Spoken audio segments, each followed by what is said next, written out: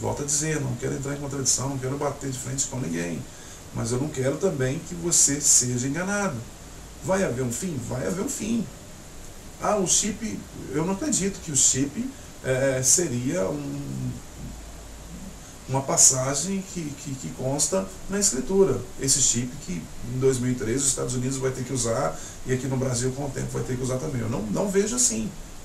Mas só que é claro, né, que esse chip vai ser como, né, o ferrão no gado. Vai ser como assim, uma escravidão em liberdade, mais ou menos assim, né? Então, vai ser bom? Não vai ser bom. Vai ser ruim? É claro que vai ser ruim, né? Porque nós vamos ser seguidos ali, passo a passo, nós vamos ser vigiados, né? E não é essa liberdade a qual o Messias quer nos dar. Não é bom? Não é bom, mas que é um sinal apocalíptico? Também não é. Eu tenho certeza disso, que não é. Pode ser que seja rumo a uma tribulação, né, dessas que a gente vê também no Apocalipse. Pode ser, claro que pode ser. Mas isso aí é uma outra história também que, como eu disse, eu vou intercalar entre outros vídeos que eu vou estar fazendo também. Eu vou sempre intercalar e vou estar colocando alguma passagem sobre Apocalipse, ou sobre a vinda do Messias, ou sobre essa tribulação mesmo. E você vai entender que essa tribulação também nós não temos que passar. Os filhos do Criador, não, os filhos do Criador, aqueles a qual o Messias tem nesse reino, não tem que passar. Mas isso é uma outra história, fica para um outro vídeo. Mas eu só vou passar aqui o que está me interessando nesse momento, para te passar e para que a gente esteja assim entrando numa, né, eu não digo num debate, numa discussão, mas que a gente esteja entrando em um só raciocínio, porque o Espírito do Criador é um só, né? Eu não tenho que adivinhar nada da Escritura e nem você também. Nós temos que ler como manda o Espírito, porque o Espírito é um só. O versículo 25 diz, de 1 Coríntios 15, porque é necessário que ele reine. Você está vendo que há uma necessidade a qual o Messias reina agora. E tem que ser um reino prolongado. Porque não tem como ele reinar como um dia, 2 dias, 3 dias.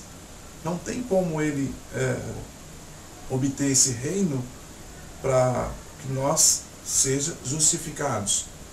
Esse reino é prolongado, como está sendo até agora, há 2000 anos. Porque é necessário que ele reina até que ponha todos os inimigos debaixo dos seus pés. Lembra lá no versículo 24, a qual ele não destruiu ainda, que eu disse que ele não destruiu nem o principado, nem potestade e nem toda a dominação? O versículo 25 confirma isso, até que ponha todos os inimigos debaixo dos seus pés. 26. O último inimigo a derrotar será a morte, porque o Criador sujeitou tudo debaixo dos seus pés. Um detalhe desse mesmo capítulo, onde fala sobre a morte, que está no versículo 56, que diz assim, ora, o aguilhão da morte é o pecado, e a força do pecado é a lei. Ou seja, o que incita, né? O que incita ou excita, o que incita a morte é o pecado. O aguilhão da morte é o pecado, e a força do pecado é a lei.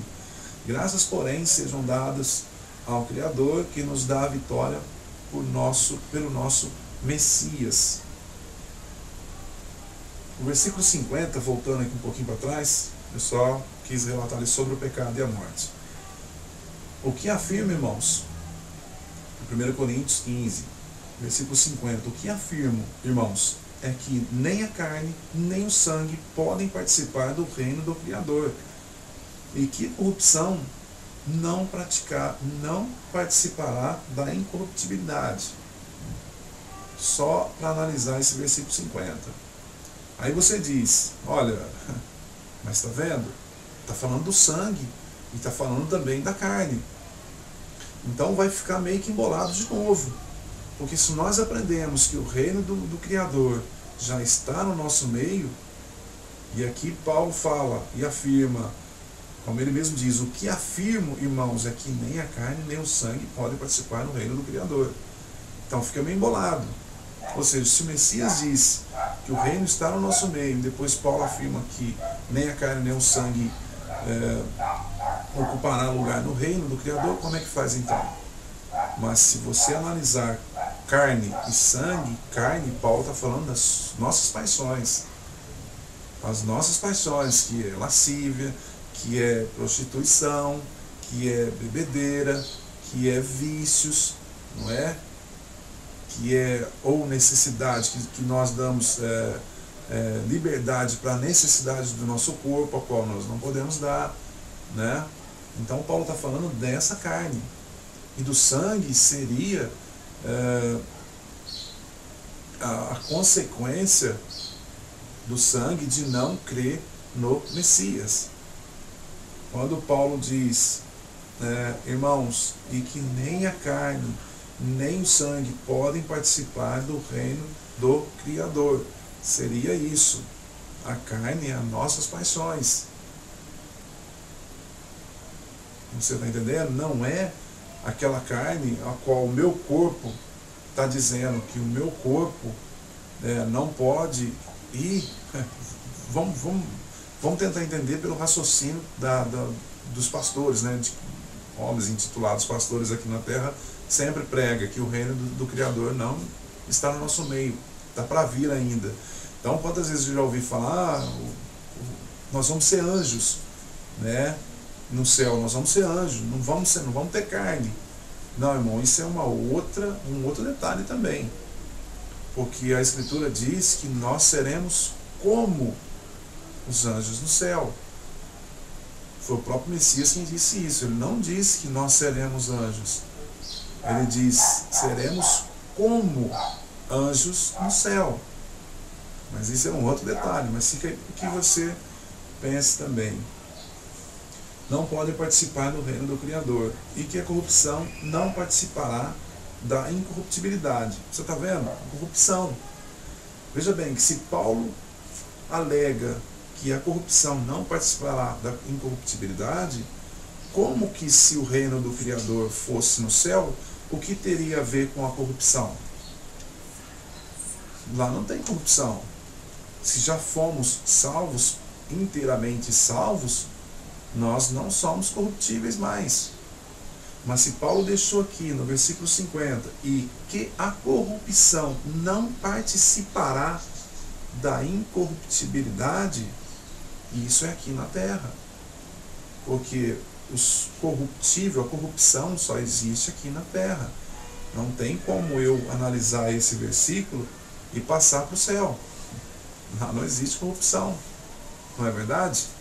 Isso eu estou analisando sim, mas você tira, né, a sua conclusão depois de estar lendo aqui comigo. Versículo 51 diz assim, eis que vos revelo um mistério. Nem todos morreremos, ou nem todos dormiremos, mas todos seremos transformados. Esse outro detalhe, meu irmão, em ser transformados.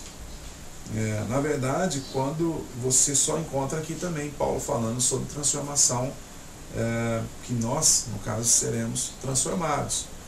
Mas o Messias não relata isso em lugar nenhum. Nem outros apóstolos também relata isso em lugar nenhum. Não é verdade? Só Paulo mesmo é quem diz isso. E fica aí para você também pensar. Ou analisar do seu jeito, do seu modo. Mas Paulo diz, nem todos morreremos, mas todos seremos transformados. Eu tenho a minha análise, tá? Eu tenho a minha conclusão. Que a minha conclusão é que os mortos, quando morrem, as pessoas, os homens, mulheres, homens, quando morrem, eles automaticamente já se tornam a vida. Porque está escrito, uns se levantarão para o juízo eterno, para a ressurreição da vida, e um para a ressurreição da morte, ou seja, onde tem a segunda morte. Eu creio que nós morrendo já parte para a vida, uma outra vida. Agora complicou, porque você vai me achar com cara de espírita, né? Você vai achar que eu estou sendo espírita agora. Mas isso fica para um outro vídeo. E eu vou mostrar para você que muitos que morreram já têm a vida. Então eu creio que quando Paulo diz aqui que nós seremos, nem todos morreremos, mas seremos transformados, não seria transformado de vida para uma outra vida. Porque a Bíblia nos explica e nos ensina que todos nós vamos passar pela primeira morte. Tanto é que não foi, como está escrito aqui, que Paulo, mas todos seremos transformados, quando ele diz ali, mas todos seremos, ele está incluindo ele. E todos sabem a história de Paulo, que Paulo não foi transformado. Não aqui, nessa vida, para uma outra vida. Paulo morreu. Não só Paulo, como todos os apóstolos. Não tem como você conjugar esse versículo para um corpo transformado, ou que Paulo esteja dizendo aqui, que seja para nós essa passagem, esse versículo, que também não pode. Quantos já morreu no Messias? Quantos? Mas isso é para você estar analisando também. No versículo 52 diz, 1 Coríntios 15, eu nem ia ler isso tudo aqui, mas né, vamos aproveitar aqui e já pegar de embalo já, que está aqui. Versículo 52 diz, num momento, num abrir e fechar de olhos. Olha só, num abrir e fechar de olhos. Ao som da trombeta, olha o som da trombeta. Da última trombeta, porque a trombeta soará. Os mortos ressuscitarão incorruptíveis e nós seremos transformados. Então veja que Paulo está falando aqui, com certeza, depois de uma primeira morte. E por isso que ele diz que nós seremos transformados. Porque quando a Bíblia, às vezes, várias passagens aqui, ela relata sobre os ressuscitados e sobre os mortos. Tem uma passagem que diz, os mortos se levantarão para o juízo, né? E nós levantaremos para a ressurreição eterna. Ou seja, ele está separando aqui. Nessa passagem ele está separando, vai ficar para o outro dia. Mas eu não me esqueço não. Mas ele está separando, nessa passagem ele está separando também. Estou dizendo para você que eu já li e já pesquisei. Paulo aqui fala de trombeta, né? Falando da trombeta, você pode analisar aqui ó, no livro de Mateus 24, 23, vamos ler aqui 24, capítulo 24, versículo 23. Olha, diz assim, ó, então se alguém vos disser, eis aqui está o Messias, ou ali, ou ei-lo acolá, não creais. Não creais. Eu só quero raciocinar com você, só quero pedir para você que raciocine também essa forma de pensar, porque como está escrito, versículo 23, então se alguém vos disser, eis aqui está o Messias, ou ei-lo acolá, não creais. Não creais. Se eu voltar de novo, voltando de novo, a crer que é como os pastores, ou como alguns irmãos até em Arruxo e Alruxo aí estão pregando, que essa será a vinda do Messias, e esse versículo também, essa passagem também de Mateus 24, é a última passagem, né? Quando o Messias chegar, eu vou estar em contradição novamente. Porque veja bem, eles pregam que a vinda do Messias é como relâmpago. Eu não vou explicar sobre o relâmpago, aliás, não vou falar sobre o relâmpago, porque nós vamos chegar lá. Eu guardei as passagens aqui para nós vamos chegar lá. Mas eles dizem que é como relâmpago, é de repente, como está aqui, né? Na Bíblia que eu li. A vinda súbita do Messias. De repente, né? Um piscar de olhos, como nós vemos ali de Paulo. Mas, veja bem, se é num piscar de olhos, se nós aqui da terra, os que forem escolhidos, serão arrebatados, então para que serve essa passagem que diz, eis, então, se alguém vos disser, eis aqui está o Messias. Se nós vamos ser arrebatados num piscar de olhos, como um relâmpago, né, que você não vê muito rápido, Quando é que vai ter esse alguém para dizer para nós, ó, o Messias não está aí não? Quando seria essa passagem? Porque vai ser tão rápido, quem vai dar tempo de falar alguma coisa? Então nós já vamos começar a entrar em contradição. Porque diz aqui, eis, versículo 23, então se alguém vos disser, eis aqui o Messias, está o Messias, ou ele acolá, não creais. Versículo 24, porque se levantarão falsos messias e falsos profetas, que farão milagres a ponto de seduzir, se isso fosse possível, até mesmo os escolhidos. Então veja bem, meu querido, o versículo 24 diz que levantarão falsos messias e falsos profetas. Se é tão rápido a vinda dele, para que se levantaria então falsos profetas e falsos messias? Não daria tempo de ouvir esses falsos profetas. Não daria tempo de ouvir esses falsos messias. Não dá tempo. Você consegue entender?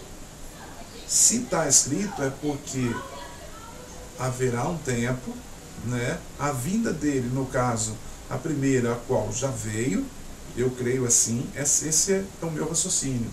Eu creio que ele já veio, tá? Quando ele diz a vinda para o céu, ele está dizendo a vinda dele, ele está dizendo, a maioria das vezes ele está dizendo a vinda para o céu, como nós lemos lá em Atos 1:9, é a vinda dele para o céu, não para a terra, qual ele não vem mais. Então essa passagem aqui, ela se encaixa nos homens. Versículo 23.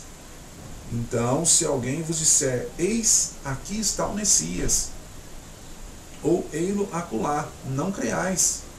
E por que eu disse que eu ia falar também da igreja? E na verdade o objetivo é a igreja, mas só que nós já entramos mais para o Apocalipse, né? Essa passagem aqui é dos homens. Essa passagem aqui já se encaixava naquele tempo. Já se encaixava naquele tempo. Porque são falsos profetas e o anticristo. Mas é um diferente do outro. Quando você vê anticristo, no livro de 1 João, 1 João e 2 João, só ali que você vê falar do anticristo. Eu vou estar colocando aí para você estar vendo. Ele diz o seguinte, que esse anticristo já estava no meio deles, há 2000 anos atrás. Já estava ali no meio, ele já foi visto pelo mundo. O mundo já tinha o conhecido.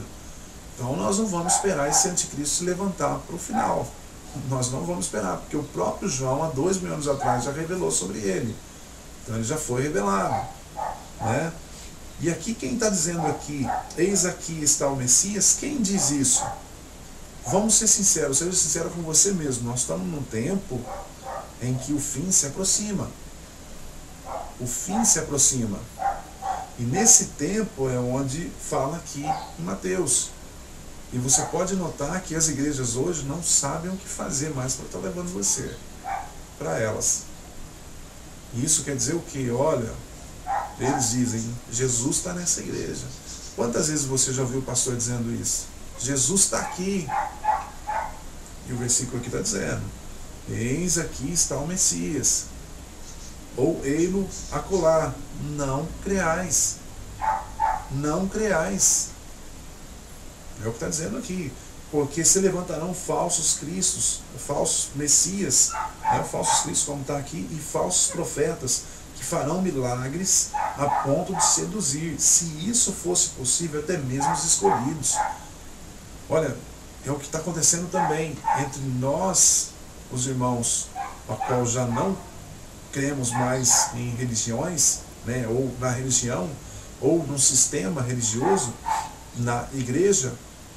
Tem alguns irmãos que estão deixando se voltar, está deixando se levar de novo, novamente, para essas palhaçadas de igreja. Como?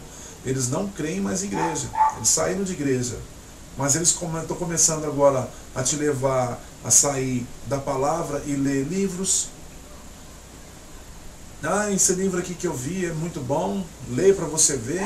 Está passando isso, eu já vi já em vários canais. em comentários que as pessoas estão comentando aqui, olha, esse livro aqui é muito bom, lê esse livro, tal, não sei o quê, olha, esse filme fala muita coisa. Olha, meu irmão, o versículo está aqui. Quando alguém vos disser, eis aqui está o Messias, não creiais. Ou o Messias está lá. Olha, aqui fala muito do Messias, não creiais. Veja bem, nós já temos a Bíblia, que já é cheia de erros. Essa Bíblia é cheia de erros. Nós já temos que, assim, né, sofrer, padecer, para encontrar o correto dela. Como eu disse para você, antes de fazer o vídeo, eu caço aqui em 4 versões. Né, eu procuro, né, eu fico procurando para não passar nada de errado e para não aprender também nada de errado. Né? Primeiro a minha salvação, depois eu vou tentar salvar os outros. Não adianta eu tentar, eu querer a minha salvação e não conseguir a minha salvação, eu vou estar passando o que para os outros, eu não consegui nem a minha salvação. Então há um tempo, há um processo. Então nós já temos a Bíblia que já está, já é errada. Aí nós vamos ensinar você a procurar, ou ensinar, né? Porque vai para a prática e ensino. Eu vou te ensinar a andar atrás de outro livro. Né? Se eu quiser ler um livro para tirar as minhas conclusões, eu vou ler o livro né? Mas eu vou continuar assim, pregado na palavra. Só que para mim o que interessa ainda é esse livro aqui, ó, o único livro que eu te receito, que eu receito a você a ler, que é o que nós chamamos de Bíblia hoje. É só isso aqui. Eu não tento te passar nada mais, porque, é como eu disse, esse livro já está totalmente cheio de erros. Eu vou te passar coisa ainda, algo mais errado ainda, né? Para mim não interessa. Mas veja bem, eu tenho vários canais aí que eu não desgrudo, eu fico de olho para aprender. Né? Tem uns canais que estão surgindo aí que são canais excelentes para a gente estar aprendendo coisas lá de fora, né? Para o final dos tempos mesmo, que nos interessa. Então, veja bem, voltando lá no versículo 24, né? Esses falsos cristos, esses falsos profetas, como está aqui, os falsos messias, né? Que se levantarão, ou que vão se levantar ainda, né? Esses falsos profetas se levantarão. Então, nesse meio tempo, eles têm um processo. É o processo de eles nascerem, não é? É o processo deles aprenderem o erro. Há um processo deles aprenderem a fazer as pessoas errarem, porque como está aqui são falsos messias e falsos profetas. Há um processo deles fazerem, como está aqui, se possível até mesmo ganhar, seduzir até mesmo os escolhidos. Há um processo. Há um processo. E nesse processo não tem como ser como relâmpago. Tem muito tempo que rola nisso tudo, né, até chegar a esse ponto. Então, a vinda do Messias, nessa passagem aqui pelo menos, eu descarto. Não quero que você entre no meu raciocínio, eu quero que você esteja analisando pelo seu raciocínio. Não entra no meu, mas para mim está descartado. O Messias não vem como relâmpago. Para mim não tem lógica. No versículo 26. Se, pois, vos disserem, vinde, ele está no deserto. Continuando, né? Não saias. Ou, lá está ele em casa, não creias. Como a gente está falando mesmo, né? Sobre as igrejas hoje. Versículo 27. Porque como o relâmpago parte do Oriente e ilumina até o Ocidente, assim será a volta do Filho do Homem. Veja bem, é muito, né, simples aqui o relâmpago. Eu não sei se você já teve assim, a oportunidade de estar numa noite e que essa noite esteja aí chovendo ou até mesmo relampeando, né? Mas eu que gosto muito de pescar, já tive várias noites na beira do rio, muito escuro, né? Então você está aqui pescando, dá um clarão na sua frente, só que o relâmpago saiu atrás de você. Então esse versículo diz que esse relâmpago, onde como diz também, todo olho o verá. Não tem como ser um relâmpago